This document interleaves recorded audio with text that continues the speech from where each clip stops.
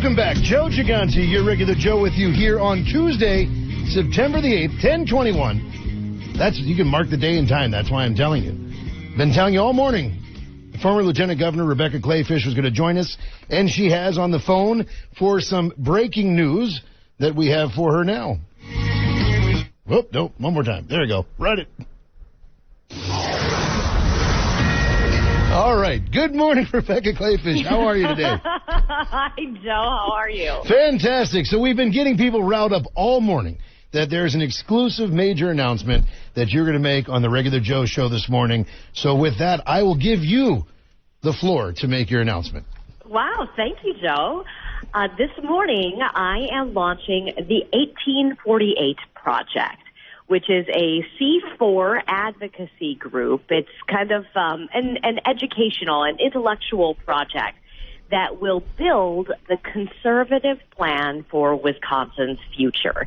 And there are people out there who will say, well, why do we need one more group and why do we need, one more entity that's thinking about the future?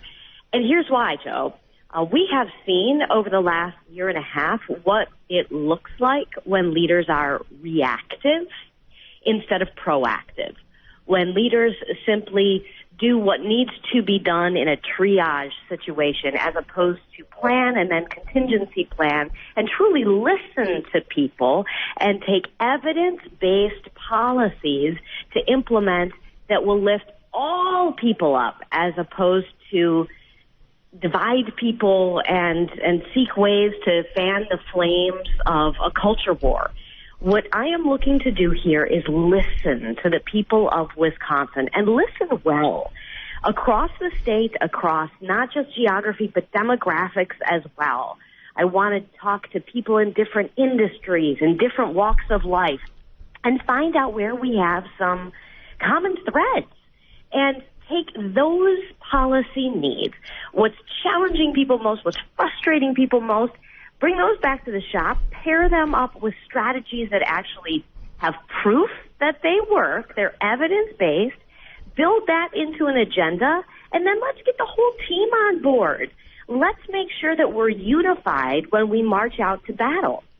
Well, and I love the fact that you said to not be reactive, but to be proactive. I got to tell you, we had a caller a couple segments ago when I was teasing the fact that you're going to be on, and they paid you and former Governor Scott Walker a great compliment when they were talking about how the foresight you had both shown in challenging collective bargaining back in 2010 and how that had helped the state immensely. And I think that ties in perfectly to what you're saying, because what you described to me in terms of listening, trying to have proactive policy that unites conservatives, sounds to me like the 8 years you spent as lieutenant governor. I mean, this is why that administration was so successful, because you paid attention and you guys were not afraid to lead.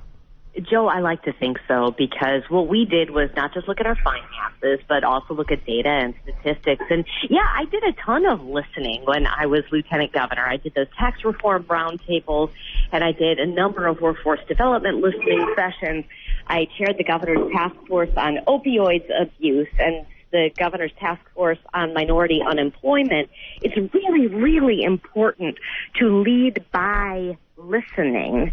And when you do that, you get really great ideas directly from the people who need those ideas implemented. And so what we did with everything from right to work, so our tax reform, prevailing wage reform, Act 10, which has now saved about $5.3 billion, was all proactive policy, looking out into the future, seeing what's coming, identifying the obstacles, and then taking a course so we're not on a collision with something bad. Now, let me ask you, of course, the one of the obvious questions is going to come today, September 8th, day after Labor Day. The timing in terms of putting this together, is there an end goal in sight to putting together this agenda and listening to the people of Wisconsin about where they'd like to go with conservative values? Well, you know that I'm really prioritizing the 2020 elections on my personal calendar, Joe. Right now, I'm preparing for a trip up north to do a fundraiser for one of our conservative candidates, and I spent a long time recruiting 25 new candidates to run for Wisconsin Assembly. I'm hard at work trying to make sure I did Fox News this morning, trying to make sure that we are really informing people about their choices in the presidential election, making sure that nobody goes to the ballot box uninformed.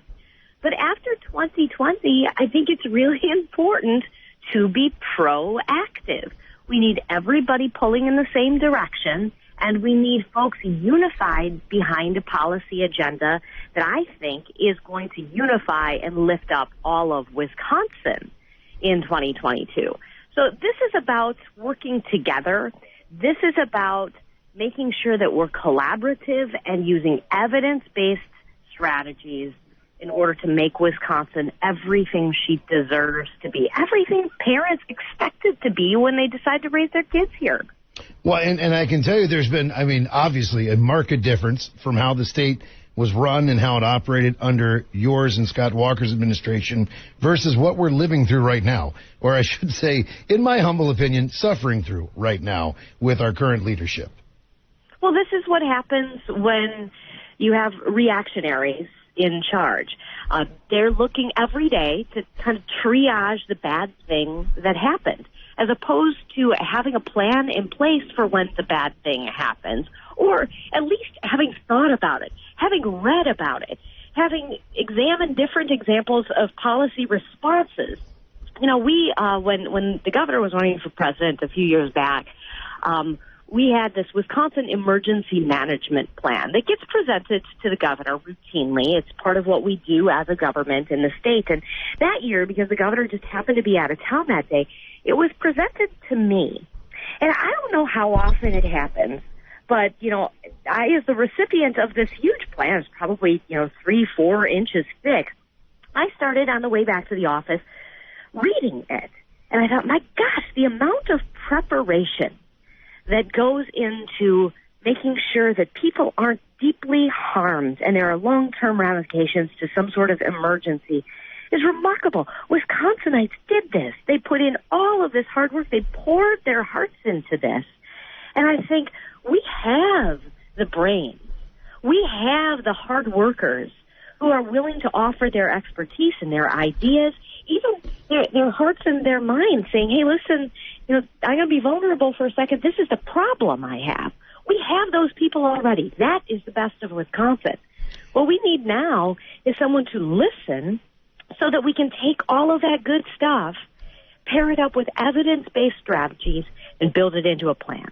Well, we've got about 30 seconds left. How can people find out more about the new 1848 project and what you'll be doing with it? Sure, super easy. Just go to 1848project.org. You can also follow us on Twitter, go figure, 1848 Project, or Facebook, 1848 Project. I'm seeing a consistent theme there. I see a theme.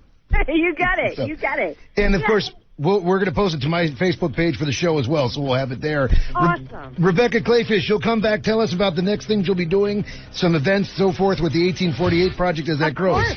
Fantastic. I appreciate you announcing it on the show today. We look forward to seeing much success out of that agenda going forward.